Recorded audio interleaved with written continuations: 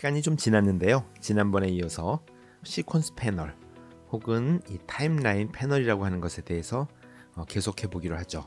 지난 시간에 요 렌치 아이콘에 대해서 해봤죠. 이 중에서 show proxy badges만 안 했는데요. 이것은 프록시 할 때 같이 해보기로 하고요. 이번 시간에는 요 다음 내용에 대해서 같이 해보도록 하죠. 여기 렌치 옆에 add marker, 그래서 클립을 셀렉트한 상태에서 M을 누르면 클립에 마커가 생기고요. 셀렉트가 되지 않은 상태에서 M을 누르면 이 트랙에 마커가 생기는 트랙 마커 만들었었죠. 그 다음에 있는 것이 뭐냐 하면 링크드 셀렉션입니다. 이것을 체크해 보고요. 그 다음에 여기 지금 간단하게 편집을 해 놓은 것이 있는데, 이 중에 이것은 비디오와 오디오가 같이 있는 클립입니다. 실제로 오디오가 들어가 있진 않지만 어쨌든 오디오 트랙을 가지고 있는 그러한 클립이죠. 그래서 지금 링크드 셀렉션을 체크한 상태에서 비디오와 오디오 둘 중에 하나만 셀렉트를 해주면 같이 선택이 되는 이것이 링크드 셀렉션입니다. 이것을 만일 체크하지 않은 상태에서 셀렉트를 하게 되면 오디오만 혹은 비디오만 하나씩 셀렉트가 되는 것이죠. 셀렉트를 해서 움직이면 하나씩 따로따로 움직입니다. 링크가 된 상태지만, 그러나 이 링크가 된 클립이 오디오와 비디오가 여기 얼마만큼 차이가 난다 하는 것을 보여주는 것이죠. 그 옆에 있는 것은 스냅 인 타임라인, 자석의 아이콘 편집점에 가까이 갖다 주면 알아서 척커덕 붙는 이것이 바로 스냅인데요. 자, 이것은 해주는 게 편하죠. 이것은 이름이 긴데요. Insert an overwrite sequence as nests or individual clip이다. 이건 좀 이따 해보기로 하죠. 그 다음에 이제 이쪽 파트인데, 이것은 뭐냐면 보이스 오버 레코드입니다. 그래서 각각의 채널에다가 보이스 오버를 마이크가 연결되어 있으면 할 수가 있는 것이겠죠. 그래서 이 타임 인디케이터를 맨 앞에 갖다 놓고 보이스 오버 레코드를 누르면 여기에 3초, 2초, 1초 나오고, 그 다음에 레코딩이 되는 거죠. 그래서 테스팅 테스팅 하고 이것을 또 클릭해주면 끊어지면서 지금 제가 얘기한 오디오가 이렇게 생성이 됩니다. 이 파일은 물론 이 프로젝트 패널에 들어가게 되고요. 이렇게 보이스 오버를 직접 다이렉트리 여기다가 할 수 있는 이러한 기능이 있습니다. 이것이 보이스 오버. 그 다음에 이거 S는 솔로죠. 솔로를 누르면 오디오 트랙이 여러 개가 있어도 솔로가 눌러진 트랙만 플레이가 되는 거죠. 여기 오디오가 두 개가 있지만 누르면 이쪽 하나의 트랙만 플레이가 되는 것. 이게 솔로.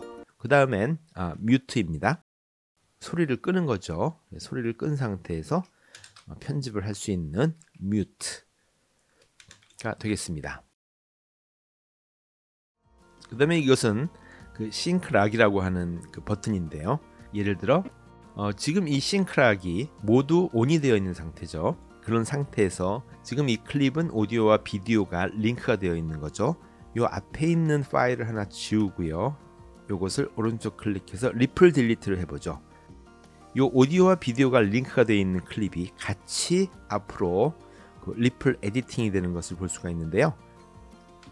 언두하고 이것을 만일에 오디오 쪽에 싱크락을 꺼주고 리플 딜리트를 하면 비디오만, 즉 싱크락이 된 트랙만 이 에디팅이 되고 싱크락이 안 된 것은 그대로 있는 것을 볼 수가 있습니다.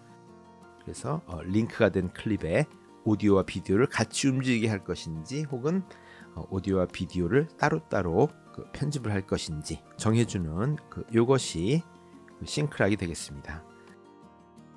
그 다음에 할 것이 이쪽 파트와 이쪽 파트인데요. 오늘 주로 얘기할 소스 패치 그리고 트랙 타겟팅입니다. 자, 우선 우리 소스 패칭이 무엇인가에 대해서 같이 한번 해보도록 하죠.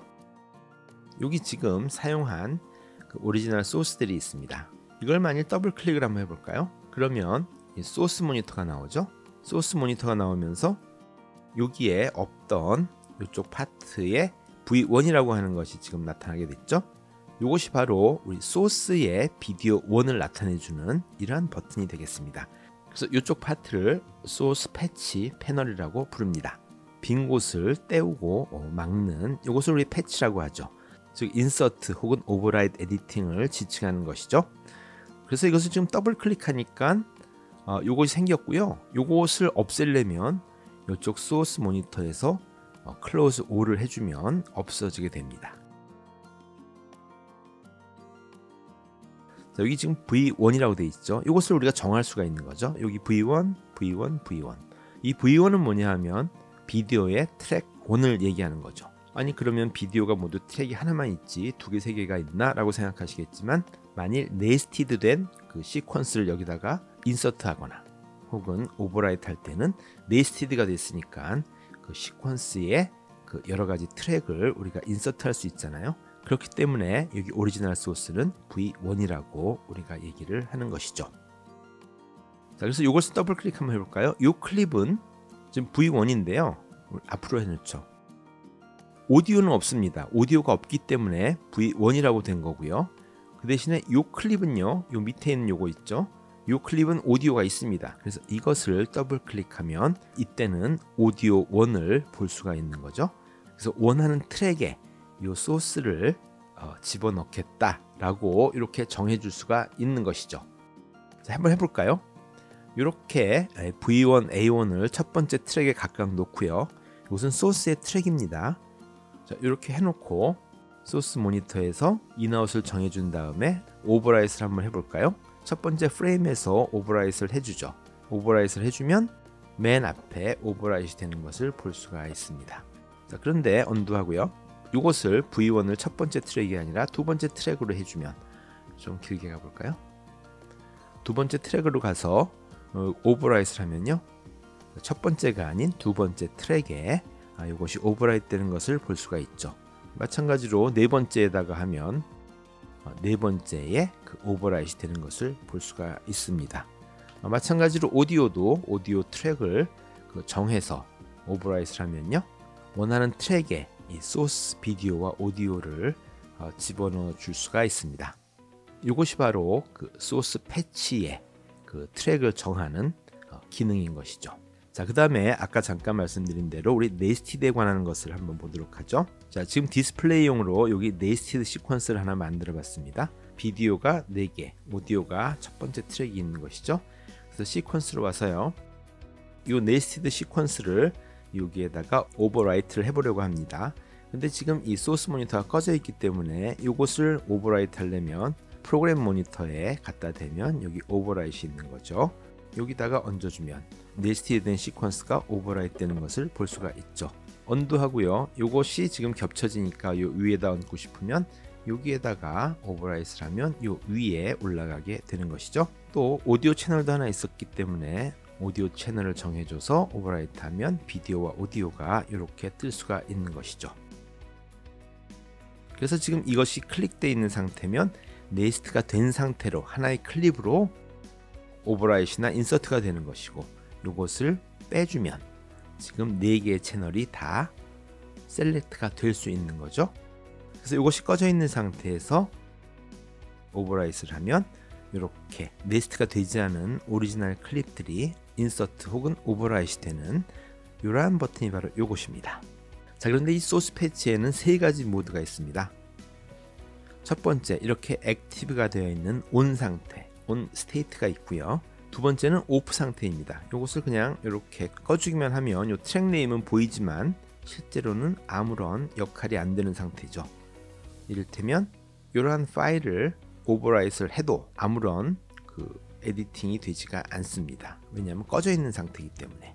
그래서 온 상태, 오프 상태, 그 다음 마지막 하나는 블랙 혹은 사일런트 상태라고 부르는데요. Alt를 누르고 클릭을 하면 이렇게 검은 보더의 박스가 보입니다. 그래서 이 current time indicator를 여기다 놓고서 이것을 여기다 오버라이트 한다고 해볼까요? 그러면 여기에 텅 비어있는 그 블랭크가 들어가는 것인데요. 이 블랭크의 길이는 이 소스 클립의 인 포인트와 아웃 포인트의 듀레이션과 똑같은 길이의 블랭크가 생기는 거죠. 그 소스에 똑같은 길이를 정해놓고 나중에 다른 것으로 그 리플레이스를 하는 그런 용도이지 않을까 싶습니다. 네, 그래서 이렇게 소스 패칭까지 알아봤고요. 이번 시간에 트랙 타겟팅까지 다 하려고 했는데요. 좀 길어지고 트랙 타겟팅도 할 얘기가 꽤 되기 때문에 바로 이어서 다음 영상에서 트랙 타겟팅을 다뤄보기로 하죠. 오늘은 여기까지만 해볼게요. 감사합니다.